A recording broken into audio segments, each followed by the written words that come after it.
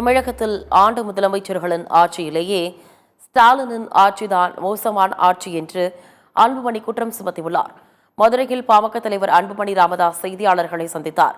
அப்போது பேசிய அவர், வருகின்ற சட்டமன்ற தேர்தலில் அதிமுக தலைமையிலான தேசிய ஜனநாயக கூட்டணி மிகப்பெரிய வெற்றி பெறும் என்று நம்பிக்கை தெரிவித்தார். தமிழகத்தில் ஆண்ட முதலமைச்சர்களின் ஆட்சியிலேயே ஸ்டாலினின் ஆட்சிதான் மோசமான ஆட்சி என்றும் குற்றம் சாட்டினார். அண்ணா திமுகவுக்கும் திமுகவும் நடக்கின்ற ஒரு தேர்தல் இது. இந்த தேர்தலில் எங்கள் கூட்டணி மிகப்பெரிய வெற்றி பெறும். அந்த வகையிலே தமிழ்நாட்டு மக்கள் இன்று இன்னும் தேர்தலுக்கு காத்து கொண்டிருக்கின்றார்கள். வந்தவுடன் மிகப்பெரிய ஒரு பேரலை வந்து எங்களுக்கு சாதமாக பேரலை, திமுகவுக்கு எதிரான ஒரு பேரலை வந்து திமுக ஆட்சி அகற்றும்.